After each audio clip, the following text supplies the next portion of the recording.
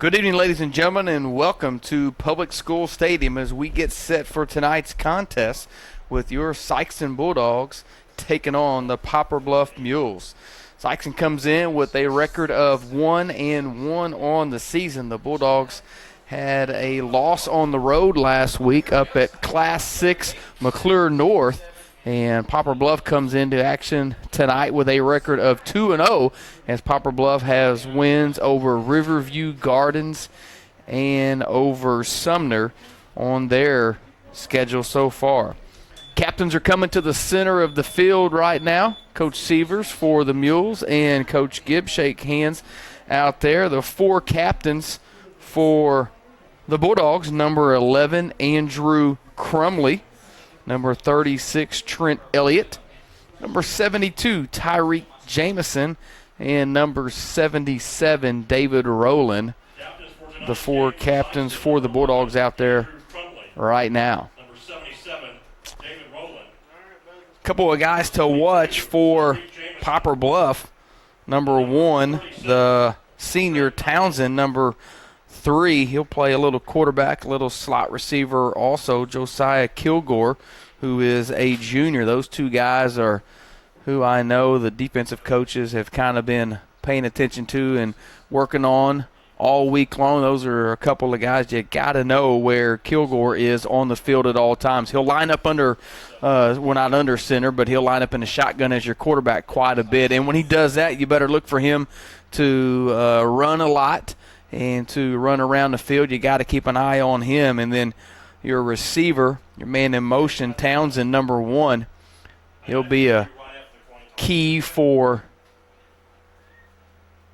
the Sikeston defense to watch also. They'll also bring in Stephen Pierce, number 11. He's a lefty quarterback, a senior. He'll come in at quarterback, and he likes to sling it around. So Bluff runs it a little bit more than what you have seen in the past years. I know if you've watched Bluff the last 4 or 5 years, a lot of times they will throw it all around.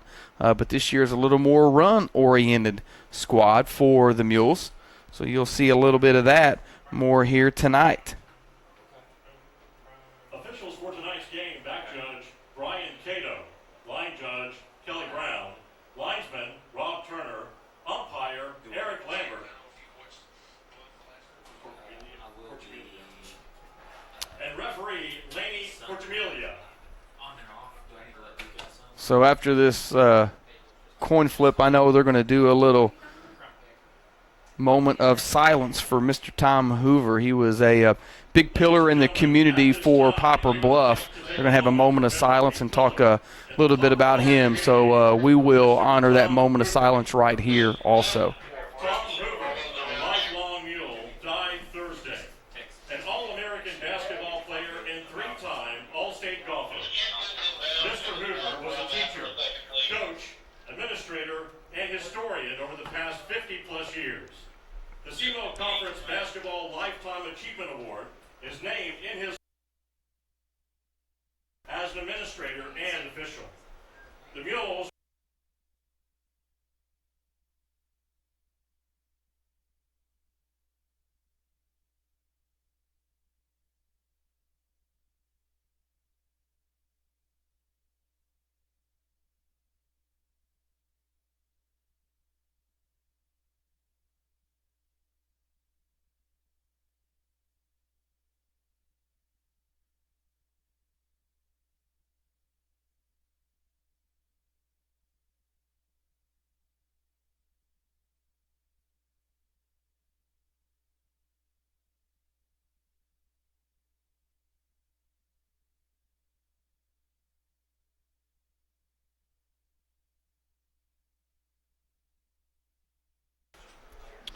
Back to live action here after that little tribute and a moment of silence to Mr. Hoover. Those of you folks watching back at home, he's just like Mr. Depro was for the Bulldogs a couple years ago. Mr. Hoover, very involved throughout the entire Poplar Bluff community and school system. So it's a big loss for Poplar Bluff, so our thoughts and prayers are with them as they go through that time right now. It will be Bluff's ball to start this action here tonight as Jackson Kirkendall will do the kicking duties for the Bulldogs.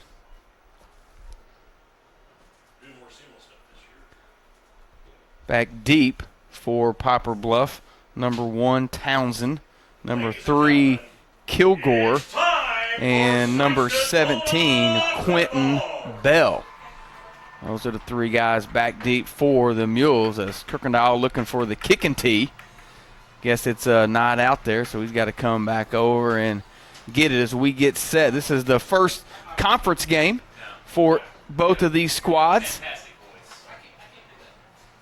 First SEMO North matchup here tonight for Sikeston and Poplar Bluff. Also got a couple of SEMO North Conference foes hooking up north at Cape Central, as Cape Central and Poplar Bluff, or excuse me, Cape Central and Jackson are going at it up at Cape Central tonight. So I believe Jackson coming into that game 2-0. Cape Central 1-1 on the season. And get a little onside kick taken by the up man. Good job by Poplar Bluff coming up and taking that before it even had a chance to go 10 yards. As Wellborn recovered that. So Kilgore and company will come out for their first offensive possession. They like to spread it out and run with Kilgore back there out of that spread. Or they'll use Stephen Pierce also. Looks like they're going to start with Pierce as a quarterback. They like to throw a lot more whenever Pierce is back there. They're going to hand it off on the sweep to Townsend. He got out to the corner, had a pretty good gain. We'll have to wait and see where he marked out of bounds at. Looked like it was going to be a gain of about 7 or 8 on the play they'll give him. So second down and short after a nice game by Townsend. Number 1, Townsend ball carrier, brought down Gage Rollwing.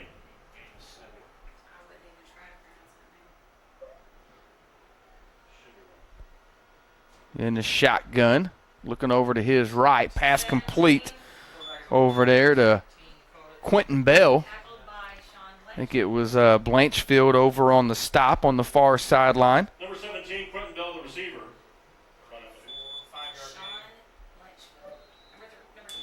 Brought down by number 2, Sean Blanchfield. Gain of 5 on the play, first down Mules. Had to move the sticks as they get inside the 35 to about the 34-yard line of the Bulldogs. Started this drive in Sikeston territory. Did the Mules. Running out of the pistol right up the middle, a huge hole there for Isaiah Johnson, and he'll push the pile forward and gain about 15 or 16 on that play. That'll be another Poplar Bluff first down. Blanchfield in on the tackle again. Just a little over a minute into this game, and Poplar Bluff already in the red zone here.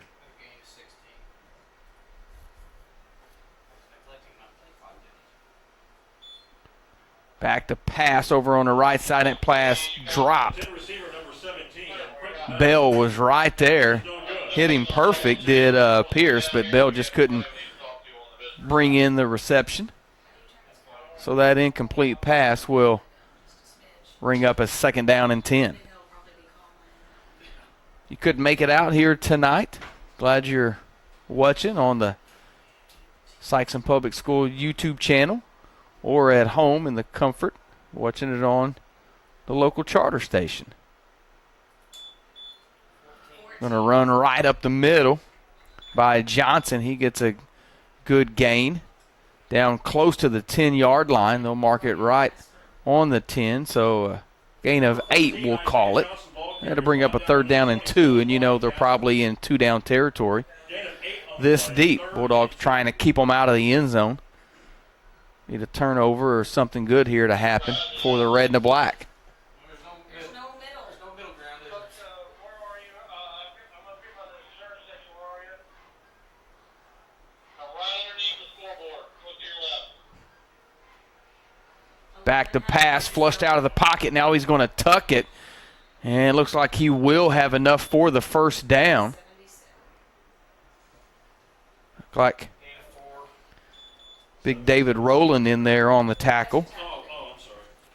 Number 11 is ball carrier? Yes.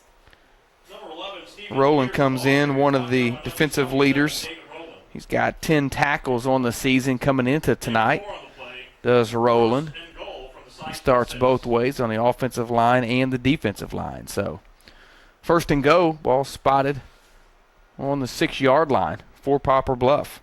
This drive's been all Pierce. Handoff again. 14 has the ball. Gain of 5.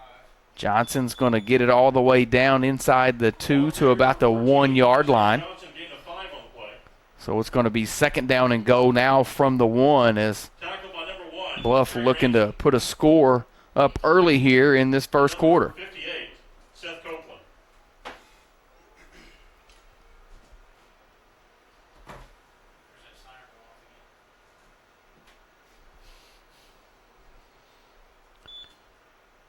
again. And the ball is on the ground, and that's the turnover that we talked about that the Bulldogs needed. So it looked like it was a little exchange problem between Fumble on the play.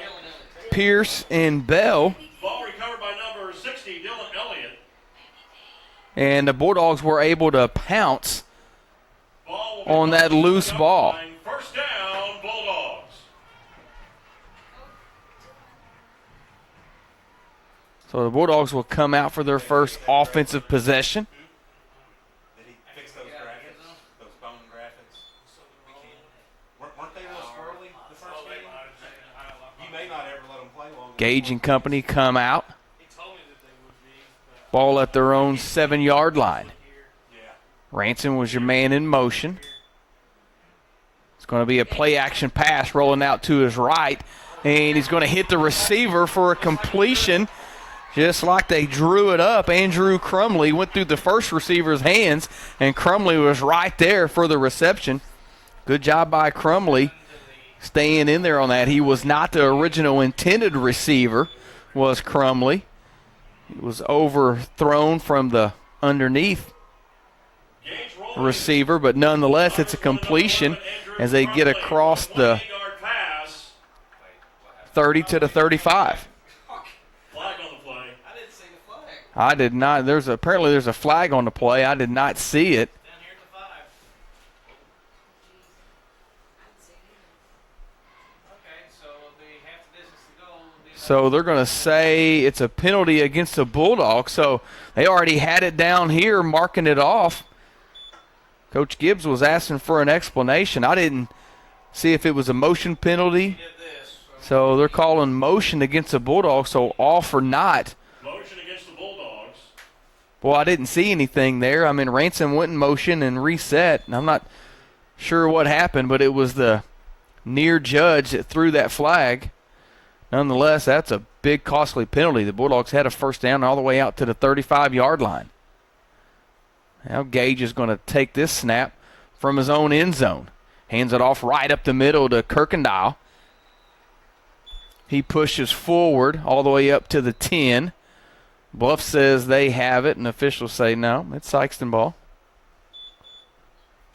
4, 10, 6-yard gain for Jackson. So a 6-yard gain on the play. I'll bring up second down and 8 after that half the distance to the goal Ball penalty. carrier 30, Jackson Kirkendall. Good job getting some of those yards back Second and 8 for the Bulldogs. by Kirkendall. Second and long here for the Bulldog offense. Good crowd here tonight at Public School Stadium. Hopefully the rain stays away. Gage will keep it himself off the left side, found a little seam, dives forward, and he's going to have enough for a first down. Had to push it up to the 20-yard line. Number 9, Gage rolling. The ball carrier in that play. Gain of 10.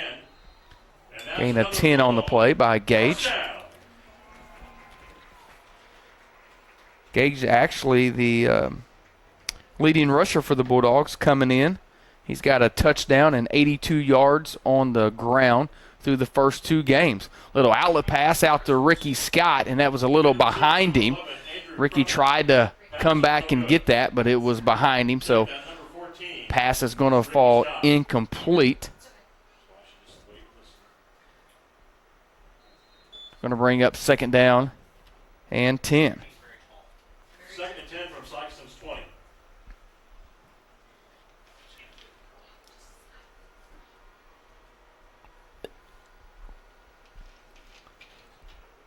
Bulldogs taking their time, letting that play clock run down. Maybe that's part of their plan, is to shorten this game a little bit. Gage pass out in the flat to Trent Elliott. He found some room to the 40, to the 45, and they're going to say he was pushed out of bounds at the 42.5-yard line, it looks like. So it didn't quite get as far as I originally thought, but nonetheless, a big pickup right there as Gage faked the handoff, and Elliott just kind of rode out into the flat. It's a good catch, and then an even better run after the catch. 42-yard line, and that's another Bulldog first down. First and 10, Sikeston. From their own 42, we'll call it. High snap. Jackson Kirkendall is going to get it, and he's going to dive across to 45. So we'll give him 3 on that play. Or bring up a second down and 7. 6:50 and counting here, first quarter action. It's the 1-1 Sikeston Bulldogs taking on the undefeated 2-0 Poplar Bluff Mules.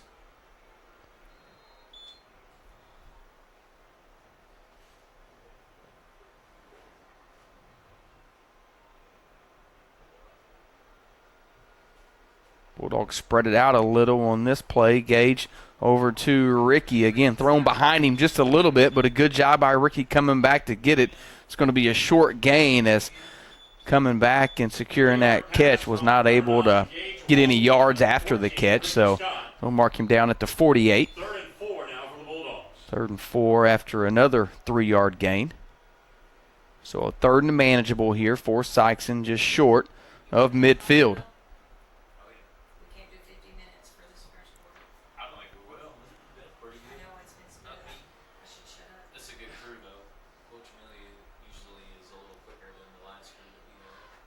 Gage rolls out to his left, now looking back right, decides to tuck it, and he's going to get about a yard on the play, but nothing else. So they tried a little misdirection. They wanted everybody to flow to the left, and then Gage was going to come back and try to pick it up with his feet coming on the right side, but good job by that defensive end for the Mules staying home and snuff that out. So decision time here, as it's 4th and 3 for the Bulldogs. Ball marked right at about midfield. Gage is the punter for the Bulldogs, so got a couple options even with him back there. Looks like initially they're going to go for it. And we get a whistle. So they're making somebody come off to the sideline. I don't know if it was an equipment issue or what, but Seth Copeland had to come over to the sideline, number 58. They're looking at his shoulder pads right now. They'll get set. So maybe this is one of these plays where Gage goes with the hard count, trying to draw him off sides and get a 5-yard penalty, or maybe the Bulldogs going to go ahead and go for it. Never know what they're going to do here. You got Kirkendall in the backfield. They're going to hand it off to him off the left side, breaks a couple tackles, and Jackson Kirkendall is going to get a first down for the Bulldogs. No flags on the play as he gained 5. Number 30, Jackson Kirkendall, the ball carrier, gain of 5 on the play, and that's So the Bulldogs get across midfield for the first time here tonight.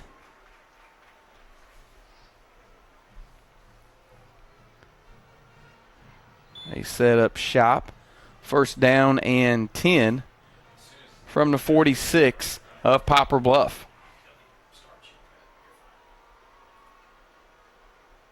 Ransom, your man in motion, fake it to him. Gage looking down the sideline, got it to Ricky Scott. Just about broke a tackle. It's a shoestring tackle, so Ricky had a little bit of green grass in front of him, but good job by the defender, able to wrestle him down after 5 yards. So it'll be 2nd and 5 after the 5-yard gain. Gage rolling to Ricky Scott.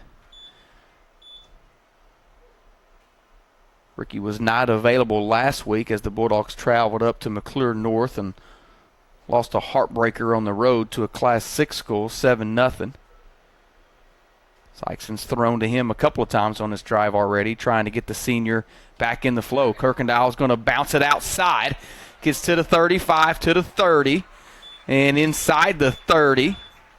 Good job by the offensive line. Really sealed off that left side and gave a big lane out on the right side for Jackson to pick up a first down. Ball now sits at the Poplar Bluff 29. That's another Bulldog. First down. First and 10 for the Bulldogs from the 29. It's only 8. I'd give it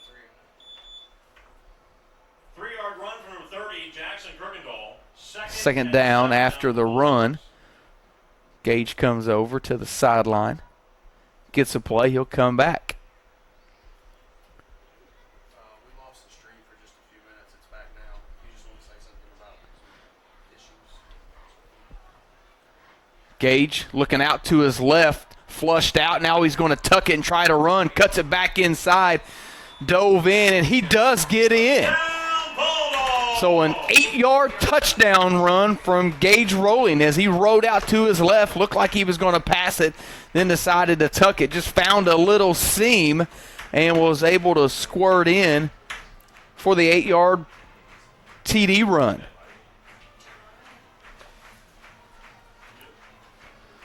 Bulldogs will come out for this extra point in a little swinging gate formation. They like to do that with Ransom right under center, and now they'll go back to a more traditional extra point opportunity. Kirkendall will do the extra point duties here tonight for the Bulldogs. Good snap.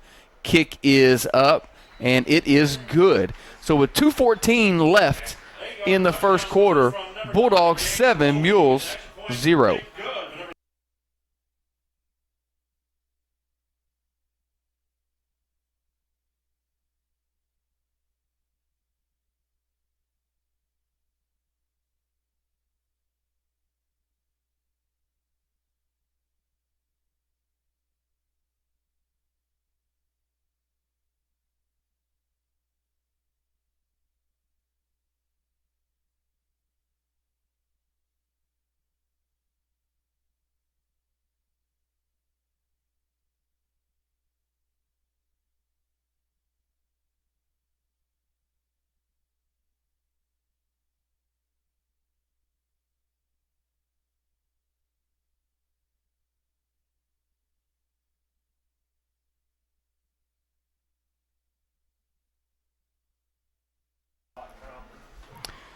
Just over 2:14 left in this first quarter. Bulldogs up 7-0 after a 90-plus yard drive there. Ate up a lot of clock as they got the ball with just over 10 minutes to go, or right around 10 minutes, and got it all the way down to 2:14 left. I think we lost internet feed for a little bit, so we were down for a couple of minutes of that drive. So apologize for that. Just a little technical difficulties, but great job by the digital media team getting us back on and providing this coverage for you. So those things are going to happen from time to time, but no fear. We got a good crew up here that'll get us back on in a timely manner. So glad you're here with us, whether you're watching at home on Charter or whether you're watching online on our YouTube channel.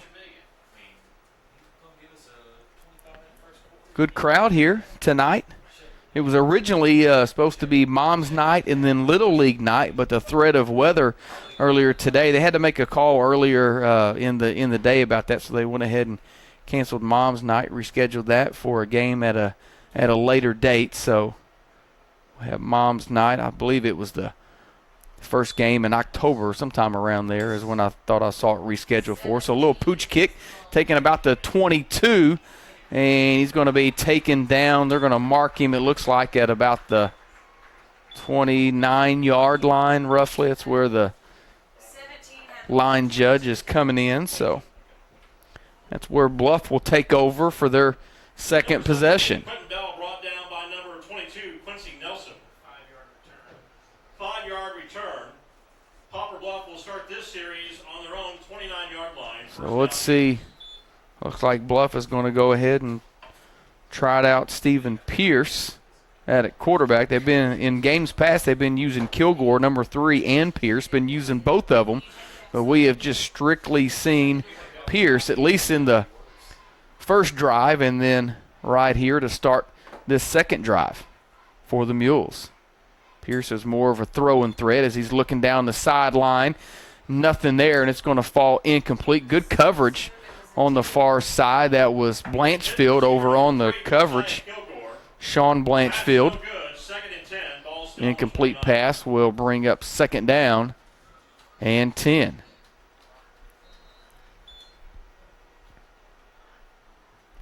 Stop the clock with 2:02 left in this first quarter. Bulldogs back at home next week as they will host Jackson. Jackson will travel down to Public School Stadium next week. We'll try to keep an eye on that Jackson-Cape Central game. Big hit right there in the middle. Couldn't tell who got in on that tackle. I think it may have been Seth Copeland that got in there, but not after a gain of 5 on the play. Bring up 3rd and 5 after that 5-yard gain.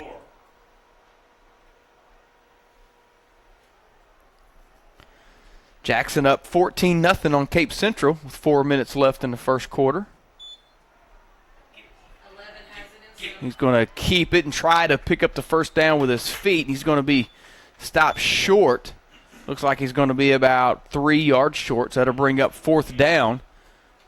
And let's see what Coach Sievers and company wants to do. If they're going to go ahead and punt, looks like they are going to bring in the punt team as the ball is marked on their own 37-yard line. So a good defensive stand right there by the Bulldogs.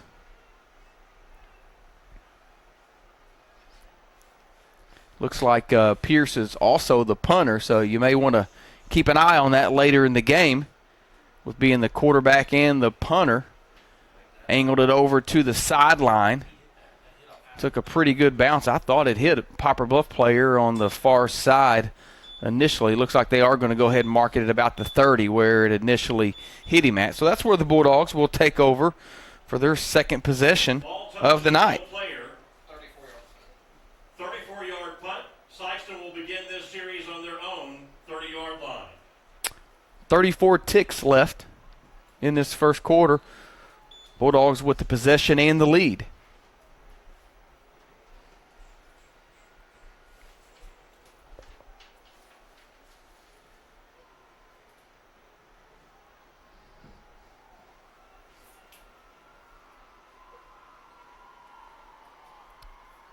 Gage has got 2 wide receivers to his right, 1 to his left.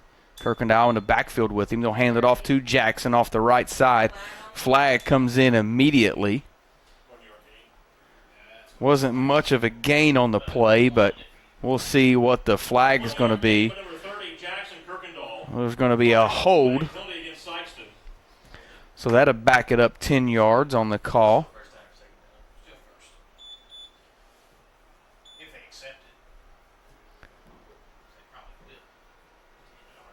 So they're going to mark it back 10 yards. So instead of a 2nd and 9 and a 1-yard gain, it'll be a 10-yard penalty. So it'll be still first down, but it'll be 1st and 20. Still 29 seconds left on the clock in this first quarter. Poplar Bluff had some success on their first drive. Drove it all the way down inside the 5 of Sikeston, but the Bulldogs were able to get a turnover and then a good drive of 90-plus yards themselves. Gage is going to roll out to his right. Looking down the right side, he's got Trent Elliott on the little crossing pattern. And Trent will get 5 of those yards back, or maybe 6 yards, we'll call it, as they'll mark him down at the 26-yard line. And that will end the first quarter. Sikeston 7, Poplar Bluff 0. We'll step aside for a quick break. You're watching Sikeston Bulldog football on SPS TV.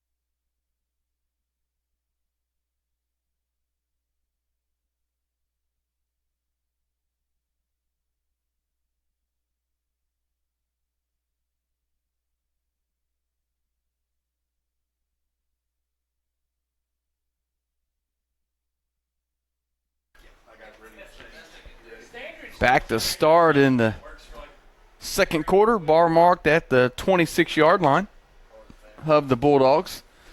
Be second down and long, 2nd and 15. And we're going to get a motion penalty against Sikeston, so that's going to back them up 5 more yards. So Bulldog offense going in the wrong direction here on this second drive. 5-yard penalty. 17. Well, wait a minute. We got through. All right, let's leave it there. We're getting one to we'll rewind going. So it's Ball's going to be marked on the 21-yard line, so 2nd and 19 officially.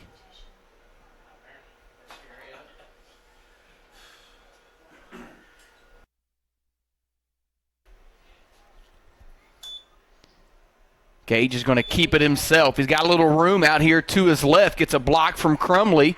Gets across the 40 for a first down. Now push from the back out of bounds. Sikeston asking for a late hit, but the official shakes his head no. 24 if it's on the 40, 25 if it's past the 40. So that's a good run as Gage gets it all the way out to the 45-yard line. So 24-yard scamper by Gage Rolling. And it moves the chains.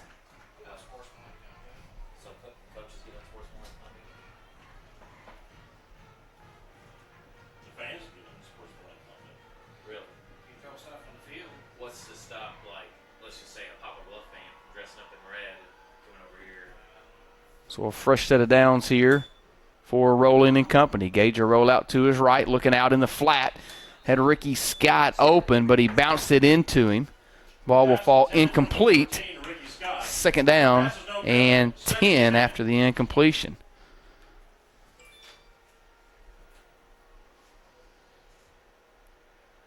I'm positive now the amount of bodily fluid that I'm losing is helping my urge to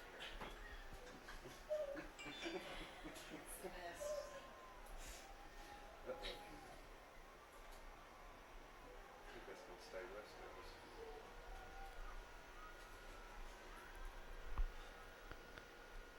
Second and 10. Little quick hitter was intended for Andrew Crumley, but it was thrown behind him. Incomplete. Had to bring up 3rd down and 10, so Gage has been a little off on a couple of these throws. And 3rd and long after 2 incompletions.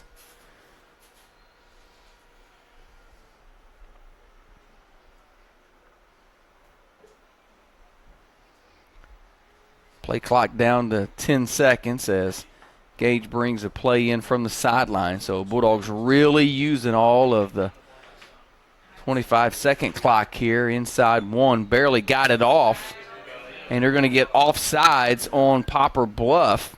So it's going to be a free 5 yards for the Bulldogs as they snapped it right as the play clock was about to run out. There was 1 second left, but they were trying to rush it, and Poplar Bluff jumped a little early. 3rd and 5 now. So 3rd and 5, a lot more manageable for the Bulldogs than a 3rd and 10. So opens up your playbook a little bit more here.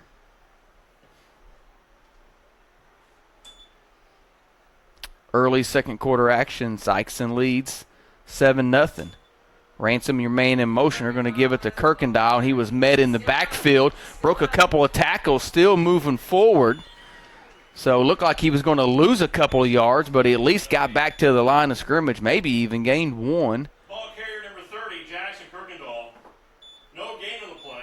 4th and 5. So it's going to be 4th and 5 and decision time here for the Bulldogs. So Poplar Bluff was not fooled at all on that 3rd down play. As soon as Kirkendall got the ball, he had 4 maroon hats all around him. Did a good job just to break the tackle and get out of there. And we're going to get a whistle and a flag. Sikeston was trying to go quick, and they're going to get false start on the Bulldogs, so that's going to back them up 5. Motion on the Bulldogs. 5-yard penalty. 4th and 10. Working link going out on social media and stuff ahead of time probably helps keep people.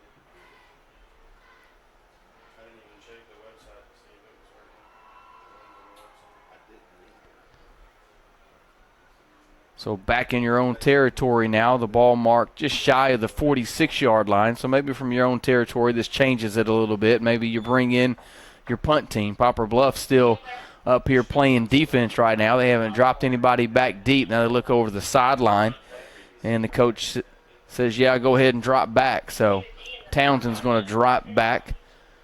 Rolling's going to do the punting duties here. He's on his own 35-yard line. Townsend back at the 20. And Sikeston's going to be forced to take a timeout. We'll take it with them. 10:49 left in this first half. Sikeston 7, Poplar Bluff 0. Sikeston High School.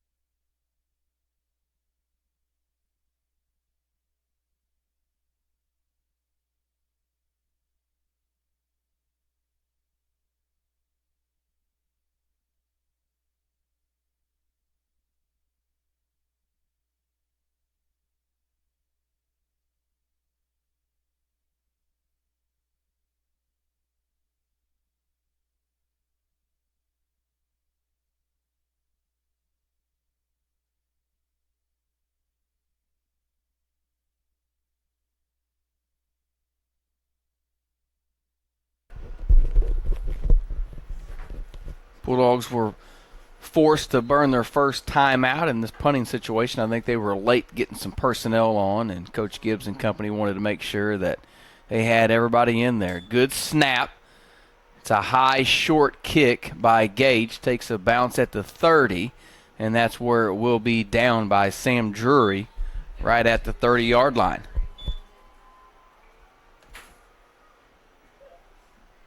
So Bluff will take over from their own 30-yard line. 24 yards on the punt for Gage. Ball down by number 32, Sam Drury. The Mules will start this drive on their own. After the first quarter, First down, Poplar Bluff. Jackson 14, Cape Central 0. He's tried to turn it off and turn it back on.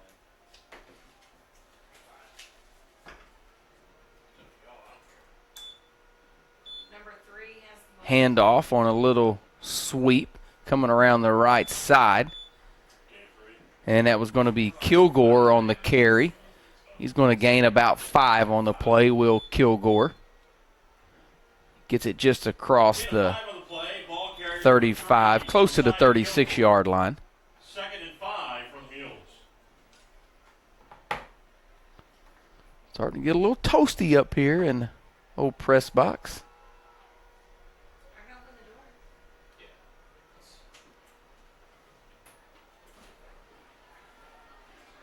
10 minutes exactly left. Run right up the middle. A huge hole by Isaiah Johnson, and he's going to get enough for a first down. So a big gain there by Johnson, and gets a first down for Poplar Bluff. Tackled by number 20, Keon Graham. Keon Graham in on the tackle. 11-yard gain for the Mules. 1st and 10 on their own 47.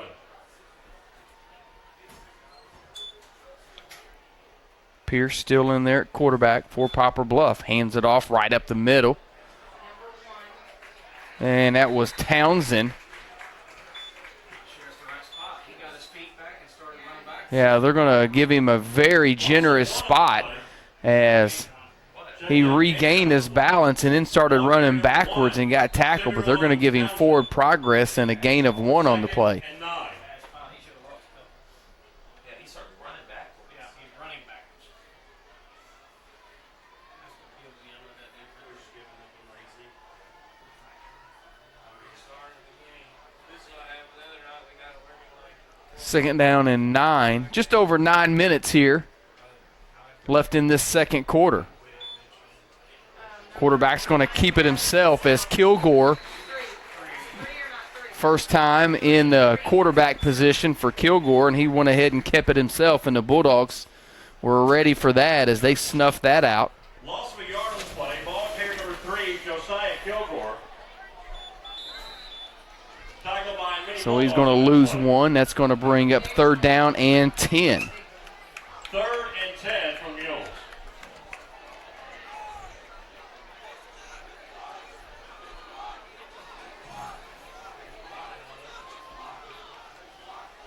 See what the Mules want to do here. They put Pierce back there, looking to pass, and it's going to be picked off. I believe that's Blanchfield. He's to the 40, to the 30, found a seam down there to the 20, cuts it back in at the 10, to the end zone. Touchdown, Sean Blanchfield on the interception return. Sean Blanchfield on the interception return of 60 yards. And the Bulldogs go up by 2 scores. So Pierce was locked into his receiver down on that left side, and Blanchfield did a good job of jumping that route. Picked it off and took it all the way in for the score. 59 interception return by number 2, Sean Blanchfield for the touchdown. Kirkendall comes on for the extra point. Good snap. Kick is up, and it is good. So with 8:12 left in the first half, Sikeston 14, Poplar Bluff 0.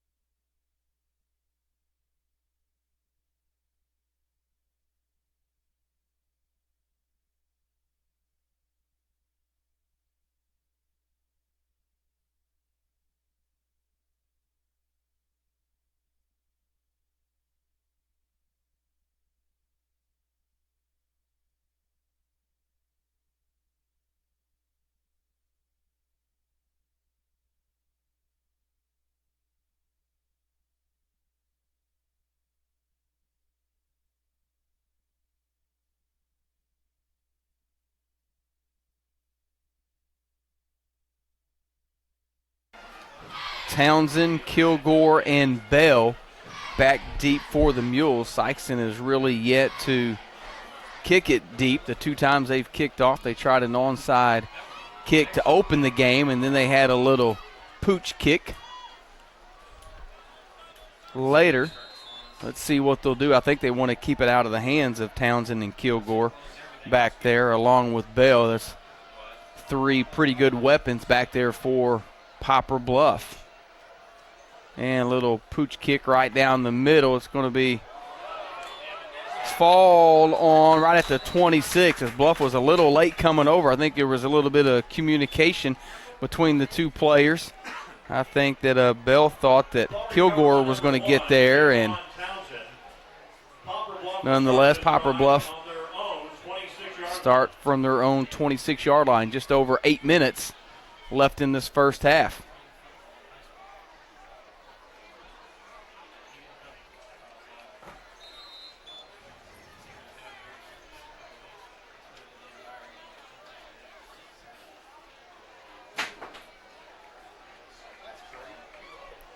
Pierce back in at quarterback. Handed off right up the middle. Good job by that Sikeston line standing him up. That was Isaiah Johnson on the carry. Johnson's going to get back to the line to line of scrimmage. Isaiah Johnson, the ball carrier. Tackled by number 27, Brian Jasper, number 32, Sam Jury, and number 77, David Rowland. 2nd and 11 for the Mules.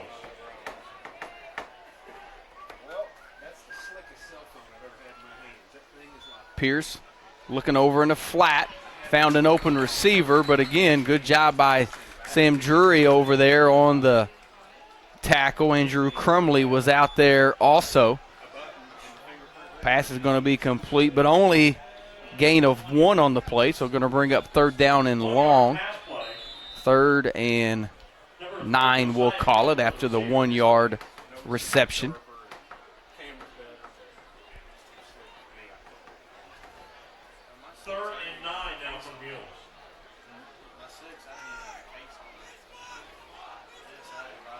Two wide receivers to each side for Pierce. Kilgore was your man in motion. They're going to give it to Johnson, and he is hit Big Tyreek Jamison gets in there and takes him down for a loss. Number 14, Isaiah Johnson, brought down by number 72, Tyreek Jamison. That's going to be a loss of 4, so that's going to bring up 4th and 13, and Poplar Bluff going to be forced to punt. Trey Ransom going to drop back deep for the Bulldogs. He's at his own 45-yard line waiting to receive this punt.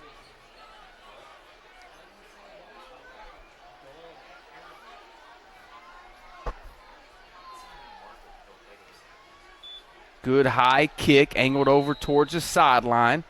It'll go out of bounds, and let's see where they will mark it as the official walks up. And he's going to come all the way up to the 43-yard line of the Bulldogs. So they'll have good field position to start this possession. They're already in Poplar Bluff territory with the ball marked at the 43. We got an official timeout on the field. We'll take it with them. Bulldogs lead at 14-0 midway, second quarter.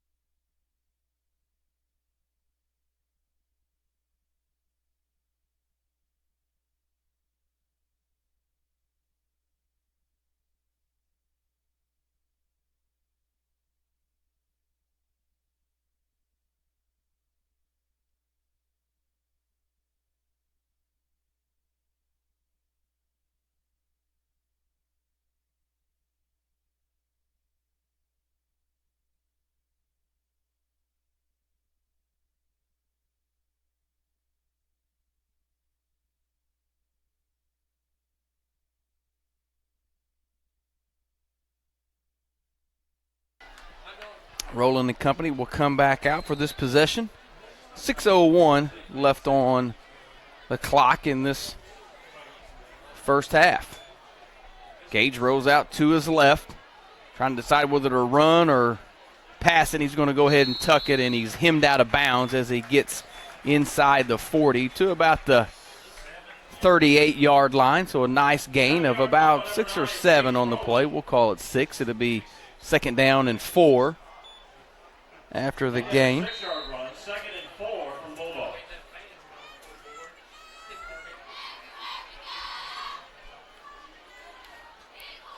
Bulldogs have done a pretty good job here tonight of really running this play clock down. Looks like they want to shorten this game up a little bit as they typically snap it with about 5 or 6 seconds left. Kirkendall off to the right side, was met immediately. Now he'll come back to the left side.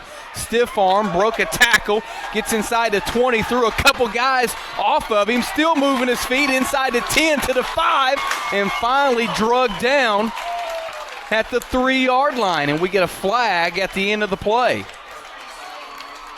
Well, I tell you what, Kirkendall just dragging guys with him down that sideline. We'll wait and see what this flag is. He got all the way down to the 4-yard line, did Kirkendall. Flag was thrown right whenever the tackle was made, right on the sideline. Officials talk about it, and no indication yet on what the call is.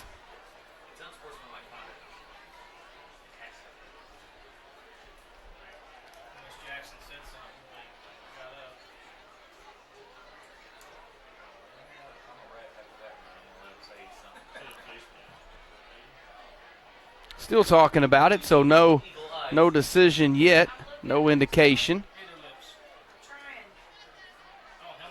So helmet contact by Poplar Bluff is what was called, so that'll be a 15-yard personal foul, but it's going to be a half the distance, so the ball was marked at the 4, so I think they'll mark it down at the 2-yard line, so it'll actually only be 2-yard penalty after the half the distance. But what a run by Kirkendall, as he went off originally off the right side and was met immediately, cut back to the left side, did a great job changing directions in field, and still probably, 7, 8, 9 yards down the field, started breaking tackles and then was dragging guys for probably the last 15 yards of that run. Sikeston knocking on the door again. They give it to Ranson off the left side, dives forward, and he goes in.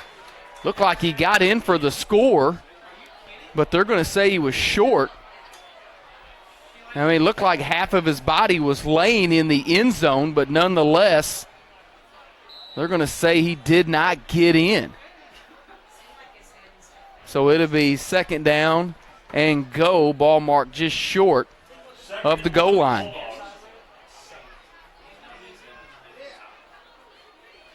Ranson in the backfield with Rolling. Little confusion by Bluff. Gage is going to take it in himself for the 1-yard plunge. Bulldog touchdown.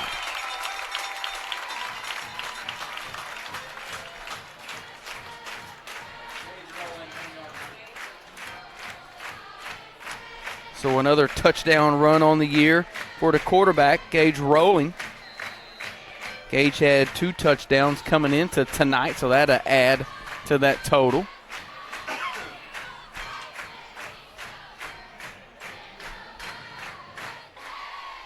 Kirkendall will come back in to try to kick this extra point.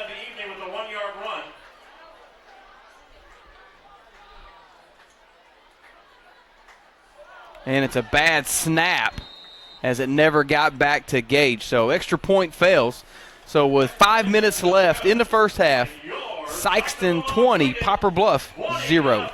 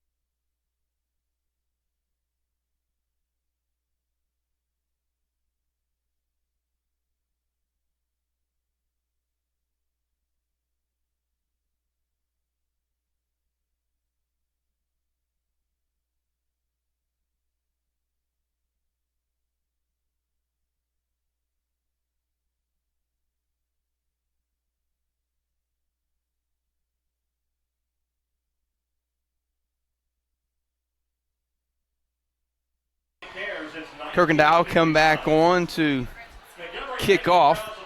5 minutes left here in this first half. It's been all Sikeston so far in this first half. They lead 20-0. Bulldogs have yet to really kick it deep as they're trying to keep it away from the playmakers of Bluff. So those playmakers keep coming up more and more every time. Little low pooch kick taken at the 30.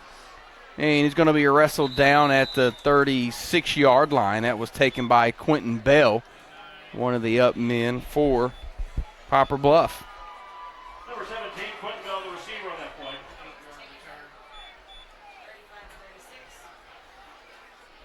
Taken down by number 35, Des Green, and number 36, Trent Elliott. 8-yard return on the play. Mules will start this drive on their own 37-yard line. First down, Mules. Midway in the second quarter, Jackson up on Cape Central 21-0. Pearson Company come right back out. He's got 2 wide receivers to each side. Isaiah Johnson in the backfield with Pierce. We're going to hand it off to the slot guy, Kilgore. He's trying to get to the outside. And a good gain by Kilgore as Bulldogs say the ball came loose. No indication yet. They'll say that he was down. Sikeston said it came loose and it's their ball. They're moving the chain. Sikeston says that it's their ball, but officials say, no, it's a first down run. 12-yard run by number 3, Josiah Kilgore. So a 12-yard run by Kilgore, and they've got a first down and 10 from the 49-yard line.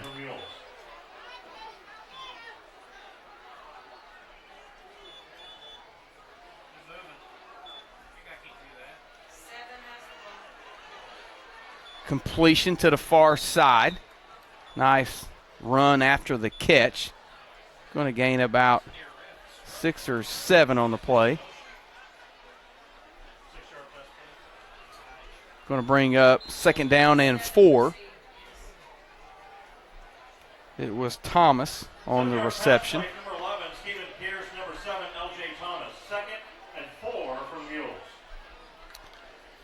As the clock rolls inside 4 minutes left in this first half. Trips to the right for Pierce. Empty backfield, but he'll hand it off to Johnson, who was your man in motion, trying to string it to the outside, but a good job by the Bulldog defense. Tell you what, that was Sam Drury that came up from his linebacker position and took down the ball carrier for no gain on the play. Good job by Drury. Coming up, that'll bring up a third down and 4. You got to think probably in Bulldog territory here that Poplar Bluff is in 2-down territory. Tackle by number 11, Andrew Crumley. Number 72, Tyreek Jameson. Third and 4 from Mules.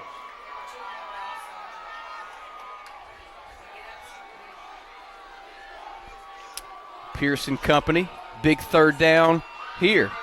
Hand off to Kilgore, trying to get to the outside, and he's going to gain about 1 on the play, but nothing more. So a big fourth down decision here. 4th and 3, we will call it. You know they're going to go for it, will the Mules. Inside 3 minutes, 2:45 and counting here in this first half. Tackle by number 58, Seth Copeland, and number 22, Quincy Nelson. 4th and 3 from Mules. Pierce has got 3 wide receivers to his right, 1 to his left. Going to hand it off to the man right up the middle, and he's going to have enough for the first down. Was Isaiah Johnson. 5-yard gain on the play will move the sticks. And Bluff trying to get on the scoreboard for the first time here tonight.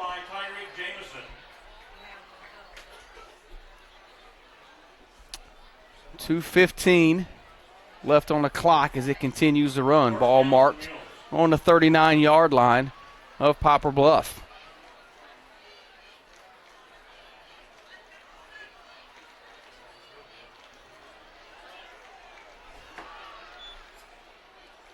Looking over on the left side, they had a man wide open, and it's going to fall incomplete as he got behind the defender. That pass was intended for Quentin Bell. Andrew Crumley was over there on the coverage, and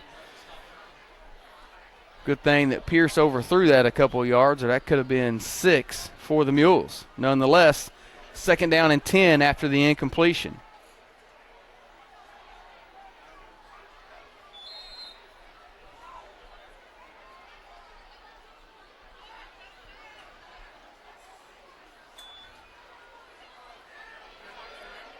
Hand off over on the right side. And good job by Ransom coming over and making the tackle. No, excuse me. That was number 7, Lontez McClinton, coming over making the tackle. I saw the 7 and thought it was a 1. So Lontez coming over. Gain of 3 on the play. We'll call it 2 or 3. We'll give him 2. It says 3rd and 8 on the scoreboard. Did get out of bounds, did the ball carrier, so the clock will stop. 1:46 left in this first half. 3rd and long for Poplar Bluff. 4-down territory here for the Mules. Handed off the right side again. Got away from the first would-be tackler. That was Ransom in there. And then I believe that was Jasper that came in and cleaned him up. So it's going to be a 4th down. They lost a few yards all the way back to the 41, so it'll be a 4th and 12 after the loss of 4 on the play. Clock will run, just over a minute left Looks like Poplar Bluff going to let this clock run down a little bit as the play clock's down to 10 seconds. And the quarterback is still over on the sideline with the coach, and it looks like they're going to let it all run all the way down and call a timeout before the play clock expires. So timeout on the field, 59 ticks left on the clock. We'll step aside for a quick break. You're listening to, or you're watching Sikeston Bulldog football on SPS TV.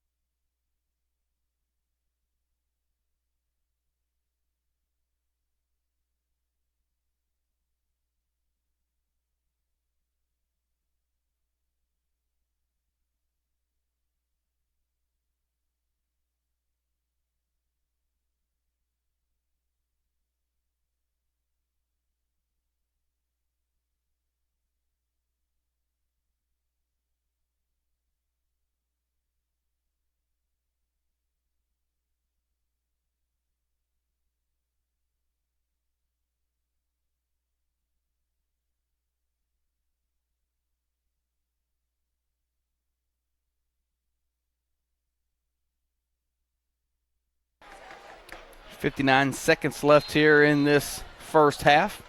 Ball marked on the 41-yard line. Big fourth down play here for Poplar Bluff.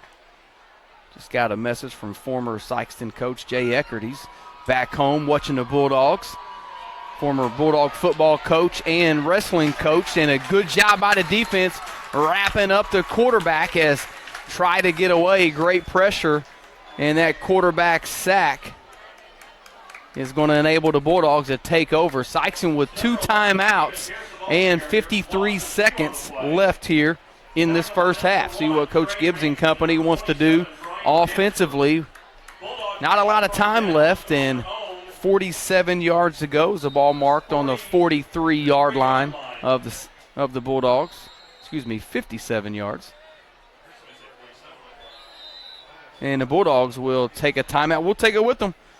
You're watching Sikeston Bulldog football on SPS TV.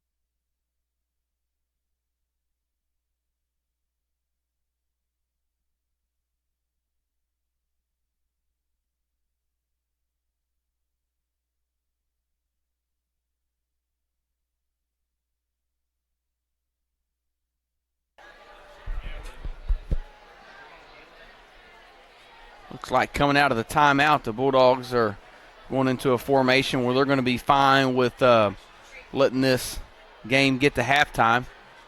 A couple of kneel downs is all it will take by Gage. It's only 53 seconds left, and Bulldogs did have 2 timeouts, so play a little bit conservative here and let the play clock go down. So Bulldogs are going to have to kneel on it one more time, and then they will go into halftime with the lead. Letting this play clock run down a little bit inside 10 seconds. And they'll get another kneel down.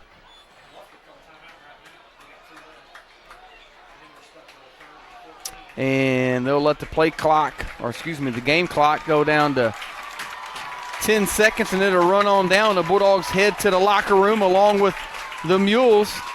So at the half, Sikeston 20, Poplar Bluff 0. We'll step aside and let you listen to the sights and sounds of the Sikeston High School Marching Band. We'll be back after halftime. You're watching Sikeston Bulldog football on SPS TV.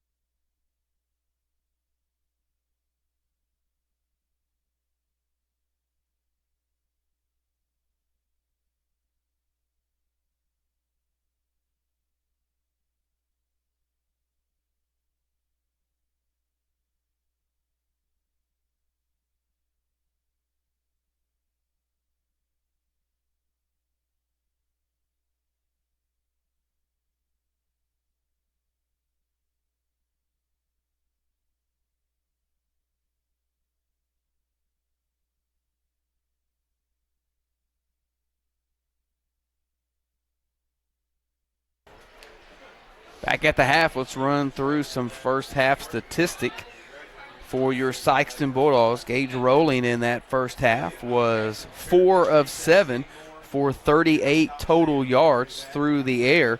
2 different receivers for the Bulldogs had catches, as Ricky Scott caught 2 balls for a total of 8 yards, and Trent Elliott led the way with the Bulldogs in that first half with 2 catches and 30 yards. 3 different Bulldogs carried the ball for rushes in that first half, led by Jackson Kirkendall. Kirkendall had 8 carries for a total of 8 yards. Right behind him, Gage Rowling carried the ball 6 times for 50 yards, 2 of those going for touchdowns. 1 touchdown run was 8 yards, and he had another 1-yard plunge. And Trey Ranson had a carry down on a 1st and goal and was stopped just short for a score. So he had 1 carry for 1 yard in that first half. The Bulldogs were also penalized 4 times in that first half. As we get set for second half action, it will be Sikeston Bulldog football to start this second half as they lead 20-0. Had a little bit of rain come down during that halftime. Couldn't tell if you could tell it or not from the TV feed, but about right as the band was ending and came off the field. So good timing as the Bulldog Marching Band finished their halftime performance and came off, and then it rained, kind of came down a little hard for about 3 or 4 minutes, but then lightened up and hasn't been really anything since. Umbrellas started coming out. People started scattering a little bit, but it was short-lived, and all is well right now. There are keeping our eye on the weather. There has been some area cancellations. There was a couple of games up in the Leadbelt area. I know I saw earlier that the Farmington game had been postponed, and they were going to play that game tomorrow. So, you know, a little more weather up north in that Leadbelt area has led to some cancellations up there.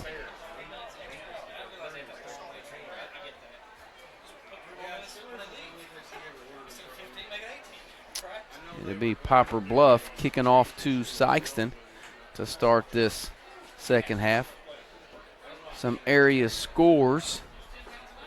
New Madrid County Central was up on Dexter 8-0 at last check, and Jackson was up big as the Indians were up 35-0 on Cape Central at the last check. Cardinals and the Tigers were tied 3-3 in the 7th.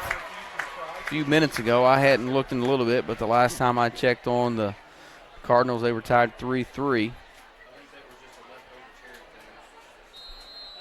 We get set for the second half kickoff. Little pooch kick down the middle, going to be taken by Ransom at his own 25-yard line. Find a hole up the middle to the 40, to the 45. Got to the outside. The midfield is in Mule territory and threw down a would-be tackler for a nice run by Trey Ransom as he gets all the way down to the 31-yard line. 36-yard return by Ransom. So a good return by Ransom, and the Bulldogs already 46-yard return. in Poplar Bluff territory to start this first possession of the second half. Drive on the Mule, 31-yard line, and that's a down. So Rowland and company will come out to start the second half. Kirkendall in the backfield with Gage. They're going to hand it off to Kirkendall, and he's met immediately, so nowhere for him to go. But as soon as he got that ball to Jackson, there was that linebacker came knifing through, and it's going to be a loss of about 7 on the play. So Bulldogs going backwards on the first play here. Bring up a second down and long, 2nd and 17 they got on the scoreboard. So after being shut out last week on the road at McClure North, the Bulldogs were able to put up 20 points in the first half. See if they can keep it rolling here in this second half. Gage rolls out, sets his feet. Got a man open. Trent Elliott had a blocker out in front. Elliott dives inside the 20 down to about the 19, and that's going to be enough for a first down. So on a 2nd and 17, he hits him for a 19-yard strike. So a good reception there by Trent Elliott, and the Bulldogs in the red zone again tonight. 1 minute gone exactly here in this third quarter. First and 10, Sikeston from the 19.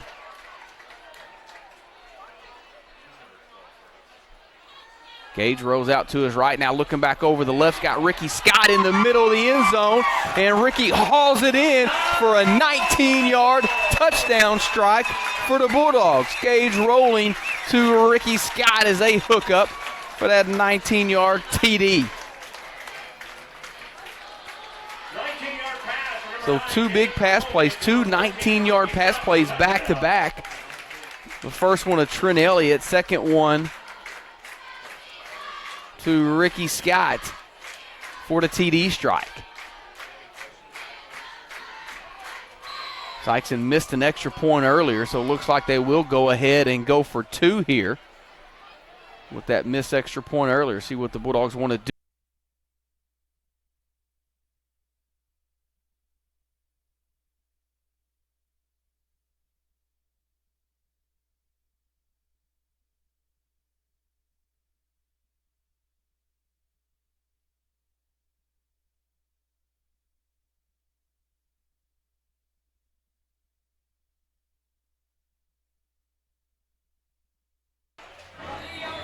Jackson Kirkendall to kick off for the Bulldogs after the 19-yard strike. Gage is going to pooch it in that little open area, but we're going to get a flag.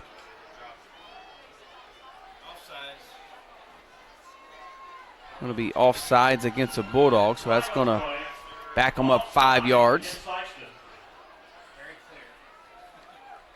So they're going to have to back it up to the 35 and kick from there.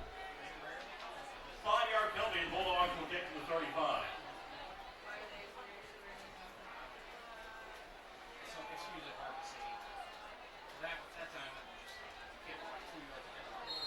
See if they're going to still pooch it down there.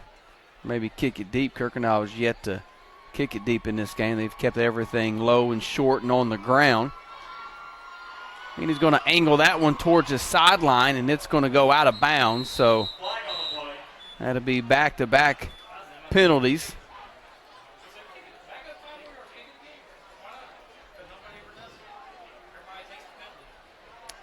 And the ball will be placed at the 40-yard line after the penalty. Or excuse me, 35-yard line after the penalty. So it'll be a first and 10 Poplar Bluff from the 35-yard line.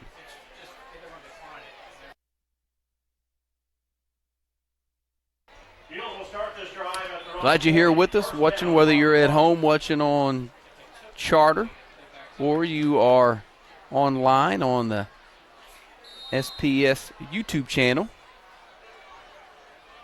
We appreciate you watching and supporting Sikeston Athletics. I know it's a good chance with us doing this online for Bulldog fans and alumni all around to be able to keep up with Sikeston Bulldog sports, as there was no gain on that play.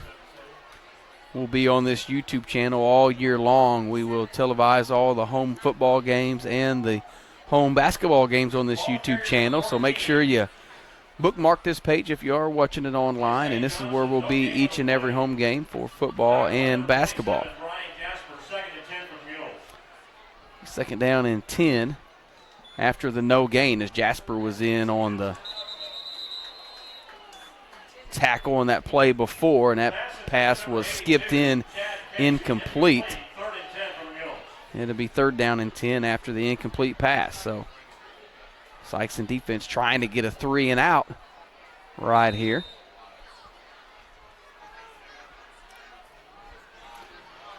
Third and 10.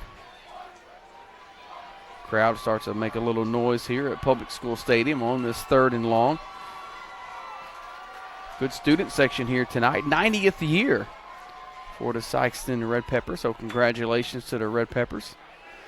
Looking deep down the sideline, couple Bulldog defenders over there and knocked away. Good job by Gage Rowling coming over from his safety position to knock that ball away. His intended receiver was Josiah Kilgore. Pass play broken up by number 9. And that'll fall incomplete and bring up a 4th down.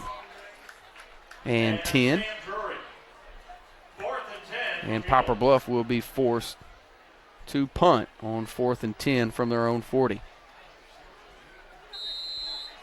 Back at home next week, the Bulldogs will take on the Jackson Indians next week. Jackson 2-0 coming into action tonight, and they were up big at last check against Cape Central, so a good chance that the Indians are going to come in undefeated at 3-0 next week as ball takes a row and Ransom's going to let it go inside the 20 and going to be down at about the 18-yard line. That's where Rowland and Company will set up their second possession here of this second half. 9:48 left in this third quarter. All Bulldogs so far. They lead this contest 26-0. Bluff coming in undefeated 2-0 42-yard punt by number on the year. Sikeston 1-1 after dropping a game on the road last week against McClure North.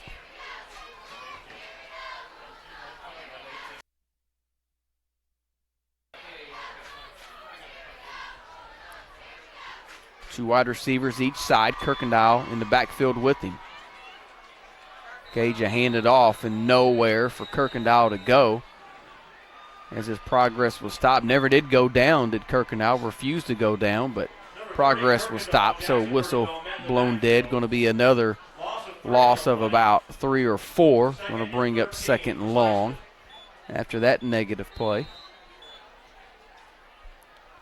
Like one of those little option plays where Gage can give it to Kirkendall or keep it himself. Probably took a little long to develop, and that D line of the Mules was able to get in the backfield and disrupt that play before it really got going.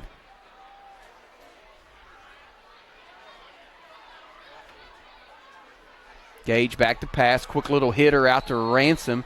In and out of his hands, so pass is going to fall incomplete.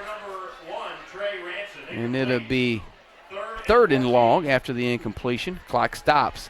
8:56 left in this third quarter.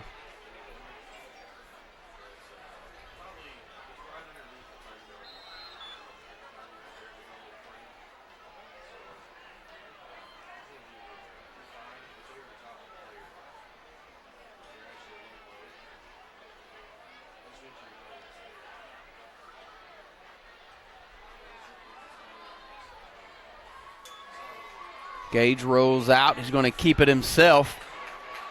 Gets across the 30 to the 35 to the 40. It's a foot race as he gets to midfield, and he's going to be tackled inside the 35 at about the 31-yard line. So a big run by the Sikeston quarterback, Gage rolling. That was pretty rough. And can't tell. Somebody's down on the field. Can't tell if it's Gage or somebody else. Looked like that was number 1, Townsend for Bluff, that was down momentarily. So I'm going to check on him. Hopefully he's okay. Gage comes over to the sideline also. So both of them get up a little woozy. Gage is coming over and getting checked out. So Trey Ransom going to go in at quarterback right now. For the Bulldogs right now as Gage is getting checked out by the training staff behind the Bulldog bench. So Ransom in at quarterback. He's going to keep it himself off the right side, stacked up at about the 30-yard line. So a gain of 5 on the play by Ransom. Now the quarterback for the Bulldogs keeps it. So with Gage over here in the sideline, Bulldogs going Wildcat. Had Ransom and Kirkendall in the backfield.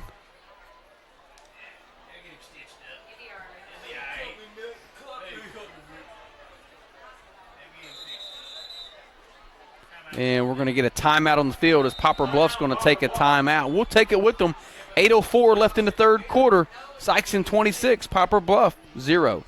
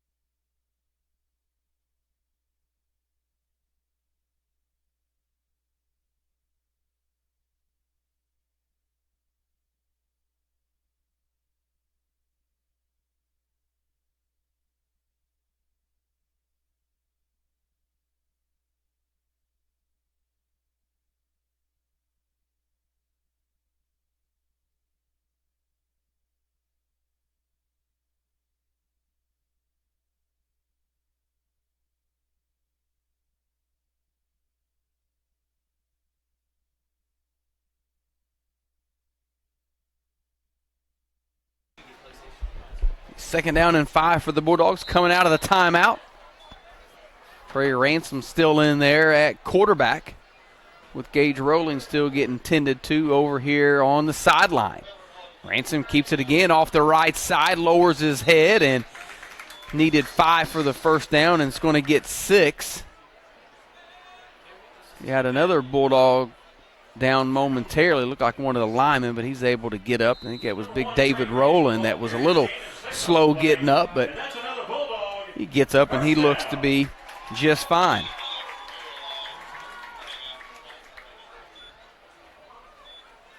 So a fresh set of downs here for the Bulldogs. Ball marked at the 24-yard line. 7:45 and counting here. Ransom to keep it himself again. Still over that right side. Broke a couple tackles. Gets to the outside, to the 10, to the 5. Trying to get in, and he does. Touchdown from 24 yards for Trey Ransom. So the Bulldogs go Wildcat on the offense, with Gage Rowling being tended to over here on the sideline, and it was 4 straight runs by Trey Ransom, who got in for the 29-yard touchdown run. The Poplar Bluff defender was a little slow to get up, so they'll give him time to gather himself and come off to the side. Bulldogs lead at 32-0, pinning this extra point. Sikeston had a bad snap on an extra point earlier, so that kind of forced them the last time to go for 2, and the Bulldogs were unsuccessful. Get some halftime scores around here. St. John up on Kennett 12-7. East Prairie leads Scott City 22-17. As there is a flag down on the play. I think it was after the touchdown. Flag on the play. So he initially signaled personal foul against the Bulldogs. It was a dead ball personal foul, so it was after the play. And Sikeston wants to take a timeout. We'll take it with them. 7:30 left in this third quarter. Bulldogs lead it 32-0.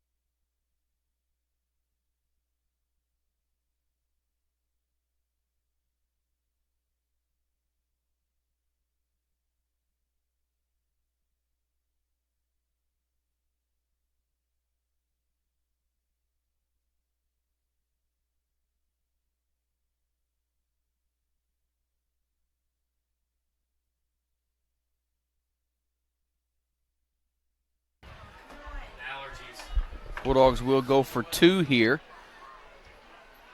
after the touchdown. That 15-yard penalty will be assessed on the kickoff as Ransom goes over the left side. So it was 4 straight runs to the right side for the touchdown, and Ransom keeps it himself off the left side and got in for that 2-point conversion. So they will mark this kickoff back 15 yards as the Bulldogs were flagged.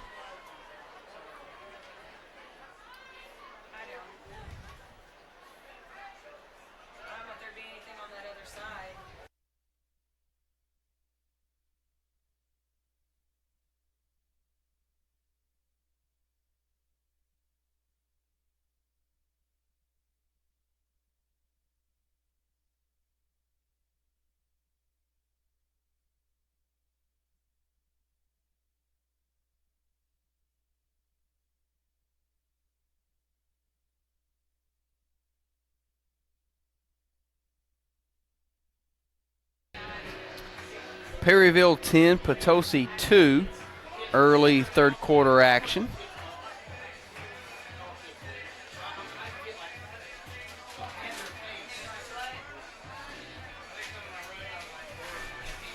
So the Bulldogs will be backed up on this kickoff. They'll have to go all the way back. So I believe their own 25-yard line to kick this off.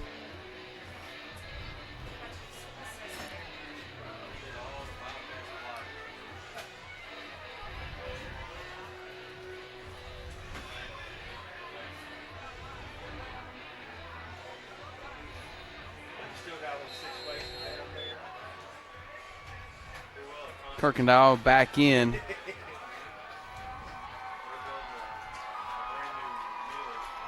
To do the kicking duties. Be interested to see what the Bulldogs do here as it's back at their own 25. He'll go ahead and boot it a little deep, taken at the 22-yard line by the Mules.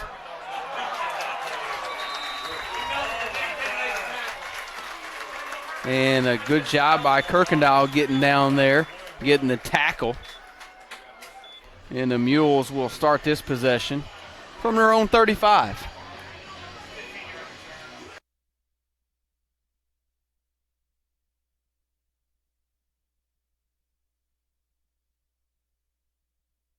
Yard line.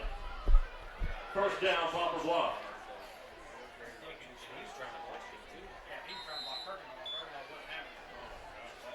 That was his first mistake. Pierce looking over to his left, got a receiver open and makes the catch, but no gain on the play as that was number 20 over there. Keon Graham was able to tackle him after a gain of 2. So it looked like he initially had a little room over there, but Keon did a good job coming up from his cornerback position and making that tackle for a short gain.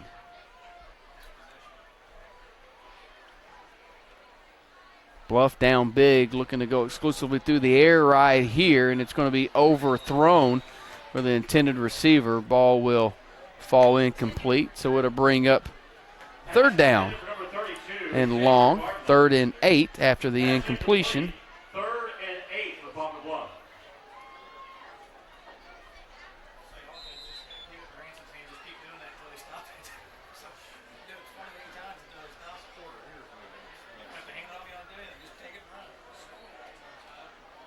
Ball marked at their own 37-yard line. Got to get to their 45. Rose out looking across the field, and that pass incomplete as Andrew Crumley was right there and nearly had the interception but wasn't able to bring it in. So going to fall incomplete and brings up 4th down, and Poplar Bluff going to be forced to punt. 6:34 left in this 3rd quarter.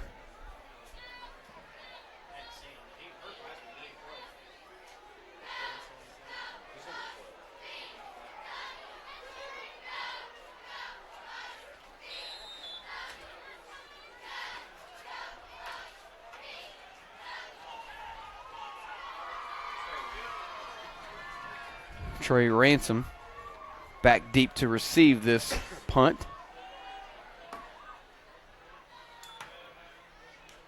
Pierce with a low line drive. Ransom will let it bounce, and he'll let that go as it goes inside the 30 to about the 29-yard line. That's where Sikeston will take over for this possession. 33-yard punt by number 11, Stephen Pierce. Bulldogs will start this drive on their own 29-yard line. First down, Bulldogs. So Sean Blanchfield coming in to play quarterback for the Bulldogs. Gage is no longer receiving attention down there, but maybe since the score is 34-0, they're going to go ahead and leave him out. But the officials will take a timeout. We'll take it with them. 6:24 left in this 3rd quarter. Sikeston 34, Poplar Bluff 0.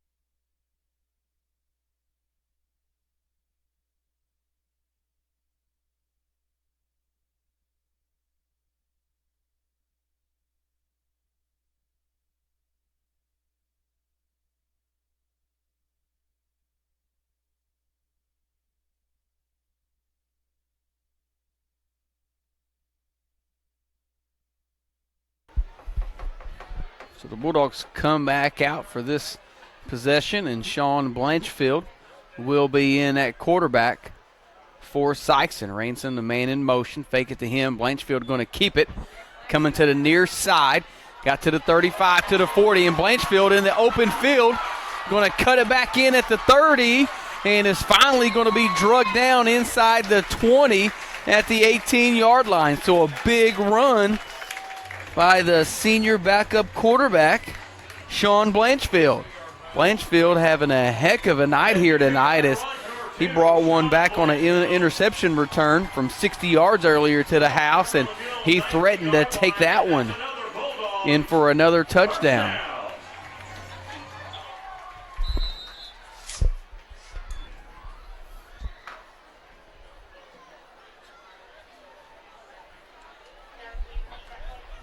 So Blanchfield will bring the play in from the sideline. 1st and 10 Bulldogs from the 19.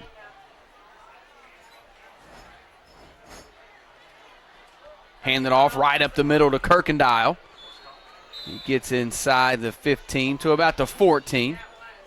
Nice gain of 6 on the play by Jackson.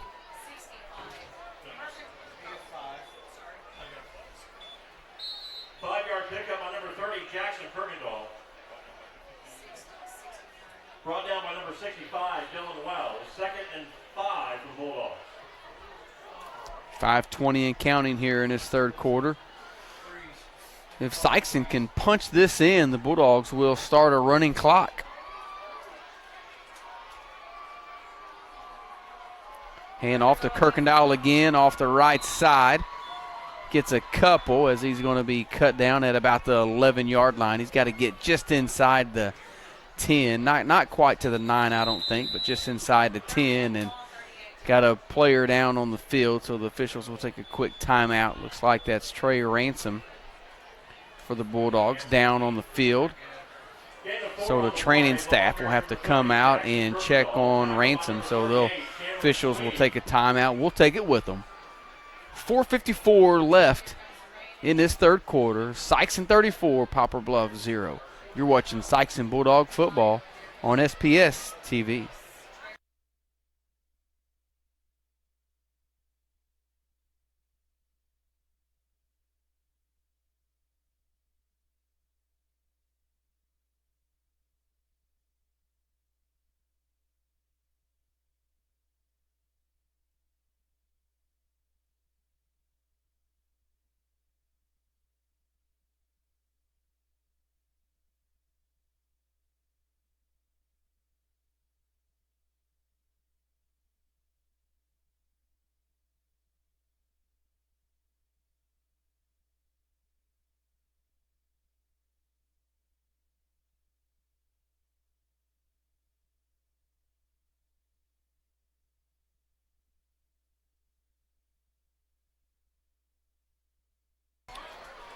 So Trey Ransom being helped off the field by Coach Kent Gibbs and Zach Elliott, the athletic trainer.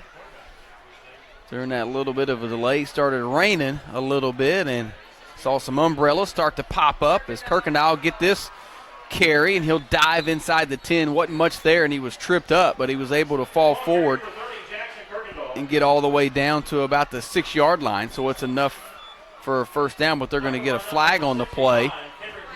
It's going to be motion against the Bulldogs. So instead of that first down, I didn't see the flag initially. It was on the near side, but I missed it. So instead of a first down by the Bulldogs, it's going to be a 5-yard penalty. So disregard that nice 7-yard run there by Kirkendall.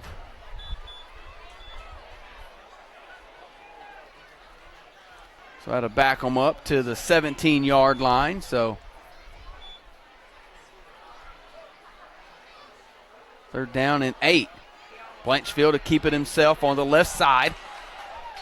Dives forward. He's going to be short. He's going to be about 2 yards short of a first down. So 4th and 2 here for the Bulldogs. You got to think that this is an area where they're going to go ahead and go for it. 6-yard gain on the play. 4th and 2. I would say this is either going to be a quarterback keep by Blanchfield, or you can hand it off to Kirkendall. I need to get 2 yards right here. I think I may just hand it off to Jackson. Let him try to get it himself. Blanchfield to keep it himself. Made the first guy miss. Weaves his way in. Dove for the pylon, and they're going to say he was out just short of the goal line. So got down to about the 1 yard line, maybe even inside the one, but Blanchfield not able to get in for the score. So going to be first and go at the 1 yard line. Again, if Sikeston's able to punch this in, we will have a running clock here at Public School Stadium. Malden and Portageville knotted up 14 apiece in the second half.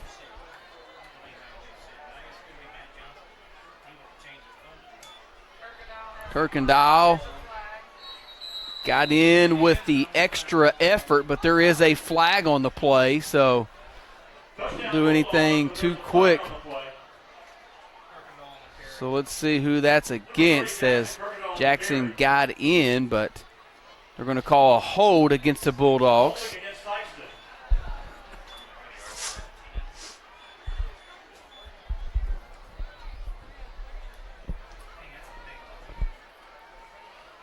So that would have got it up to 40-0, and we'd have a running clock, but on the 10-yard penalty.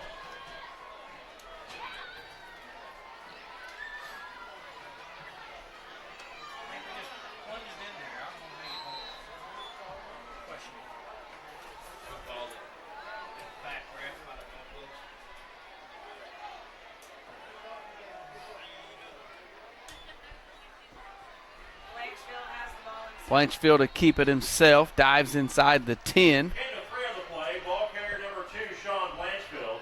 Down to the 8-yard line, they'll say. So it'll be second down and go from the 8 for Sikeston.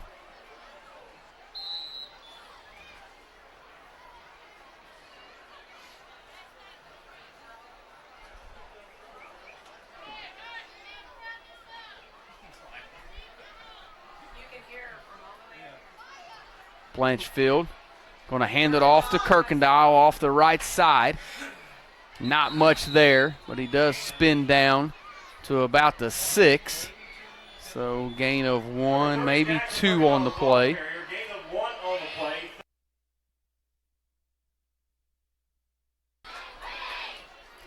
Just over 2 minutes and 30 seconds left in this third quarter.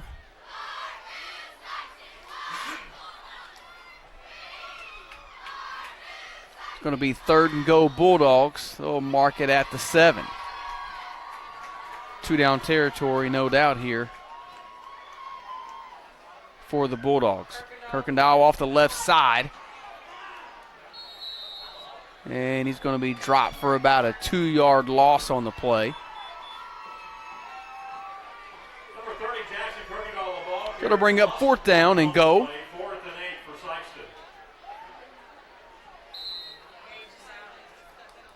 And Gage Rowling's going to come back in on this fourth down play.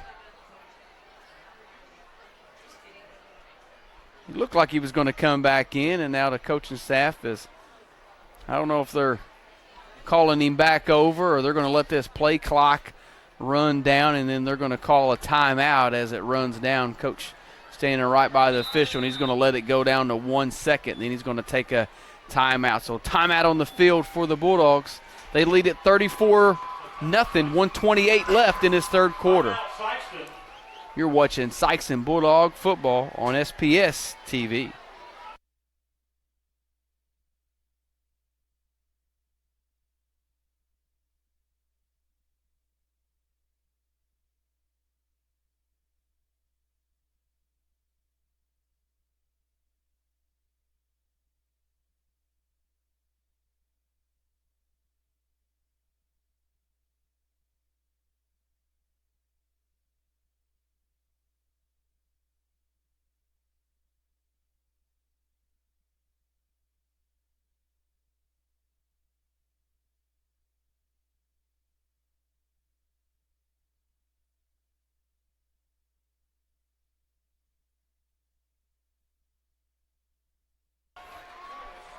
4th and goal, Bulldogs from the 9-yard line.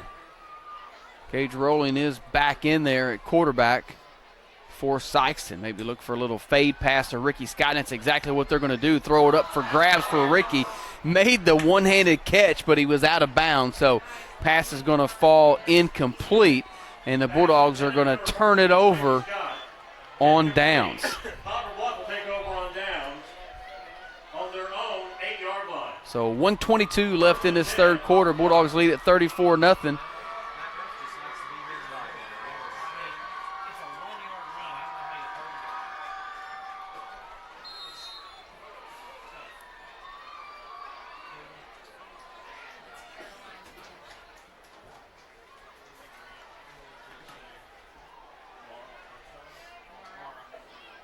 Gage Rowling back in there at his safety position.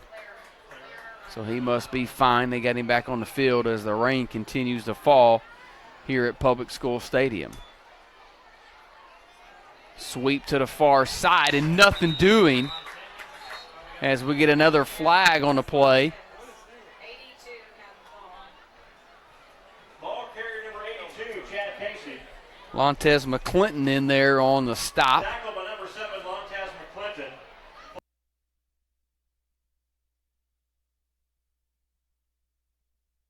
Face mask against the It's going to be Bulldogs. face mask against Sikeston.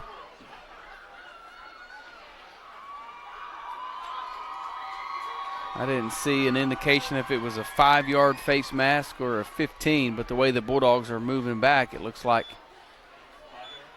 No, it's only going to be a 5-yard, so Sikeston was moving back, but it's only going to be a 5-yard penalty.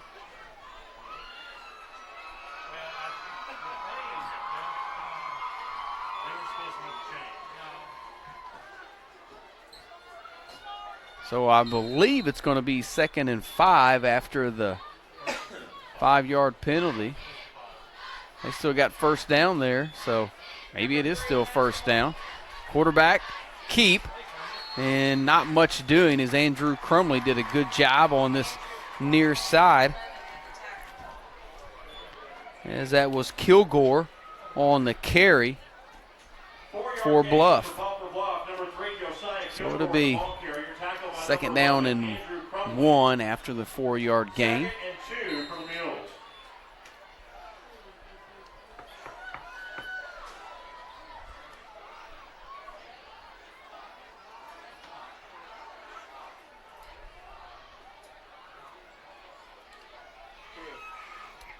Play clock inside 10 seconds. Game clock down to 22 seconds and counting. So this very well could be the last play of this third quarter.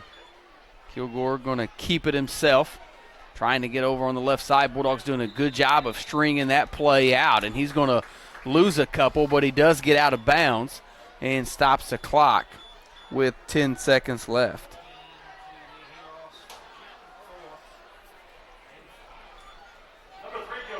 Lost 5 on the play, so it'll bring up 3rd down and 6. So what was a 2nd and short is now a 3rd down and 6. 3rd and 6 for the Mules.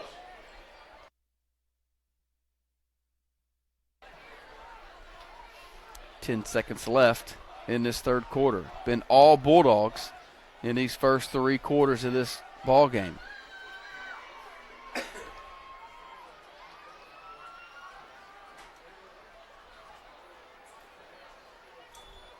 Kilgore handed off right up the middle. Nothing doing there. I think it's 14, but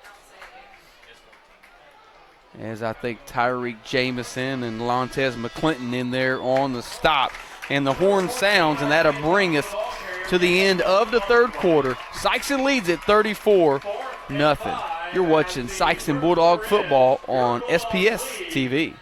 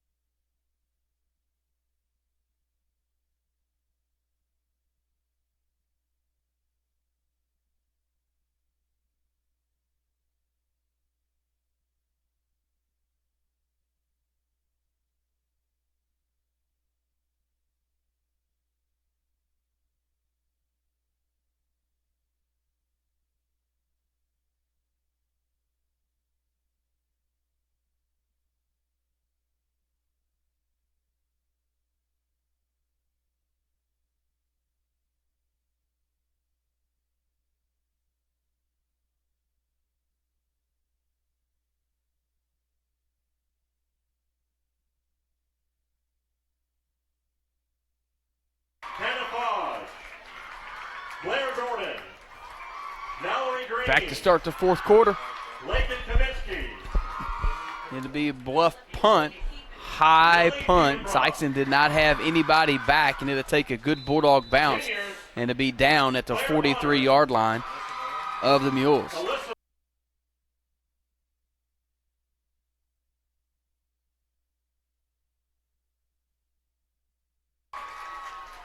So Sikeston will start their first possession here of the fourth quarter from the 43 of Poplar Bluff. The Bulldogs were knocking on the door earlier, put one in for a touchdown, but had a holding call on a 1-yard TD plunge that enabled us not to have a running clock going here right now. So 11:50 left in this ball game. Sikeston trying to improve to 2-1 on the season.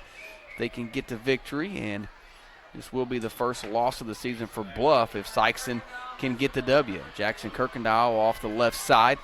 Nice run as he tiptoes his way down the sideline. He's going to have a pretty good gain on the play.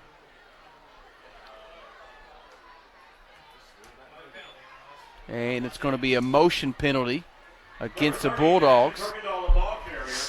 Flag on the play.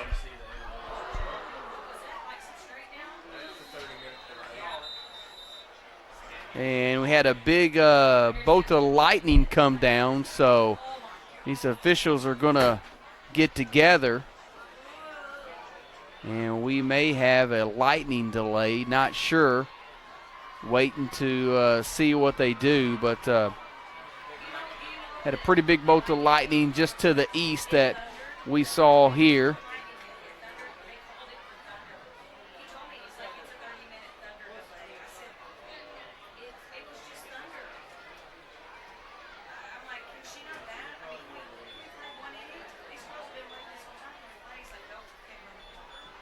So we'll wait and see what we want to do here.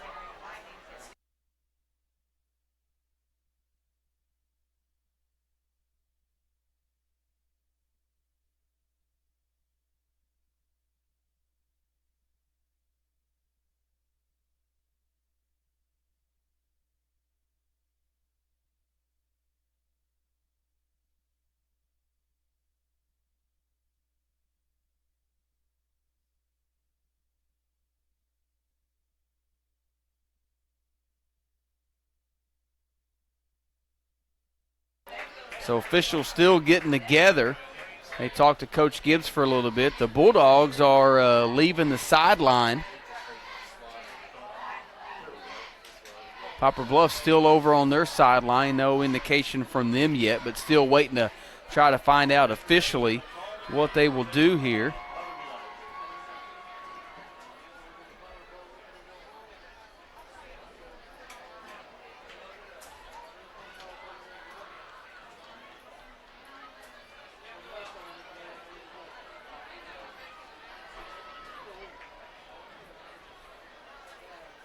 Mr. Bays, is it weather delay or calling the game?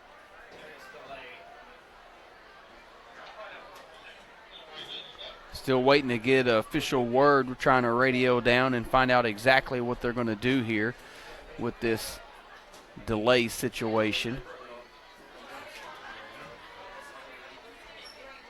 Mr. Bays, the Sikeston High School principal down there, trying to get the official word from this refereeing crew. We're thinking it's going to be a 30-minute delay, but we haven't got an official indication yet.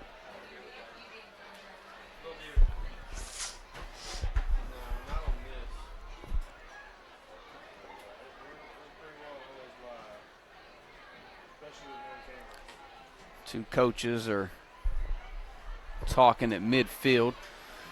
Fourth quarter action. It's 11:29 left in this ball game. Sikeston's up 34-0, and still waiting to see exactly what they want to do. You got both coaches. You got Coach Gibbs for the Bulldogs and Coach Sievers for Poplar Bluff out there talking with this officials. Another 30 minutes for that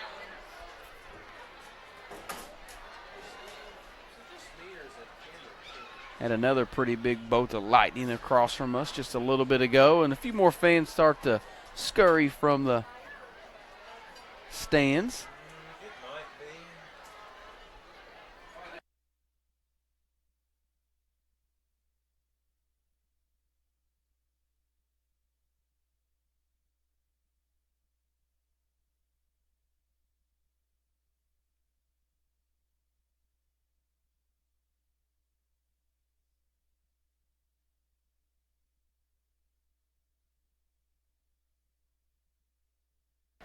thanks for being patient with us while we find out what's going on.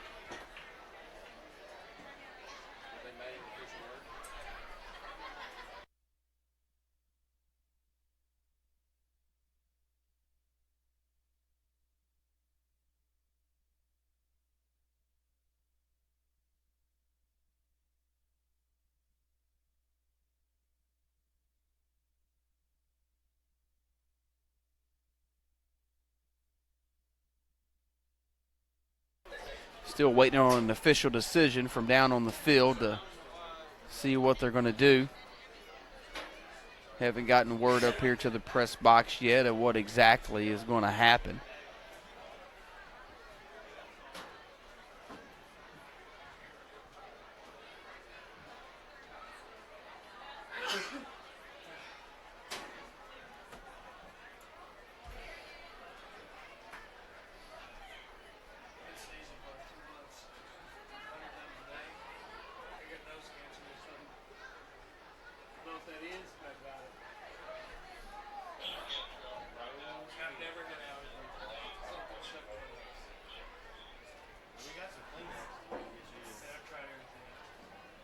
Ladies and gentlemen, due to inclement weather in the area, we are delaying the football game at this time for 30 minutes. So just got word from down on the field that we are in a delay for 30 minutes. So we apologize for that. Nothing we can do here about the inclement weather that is in the area, but we will step aside and we will be back when this delay is over. Thanks for watching Sikeston Bulldog football.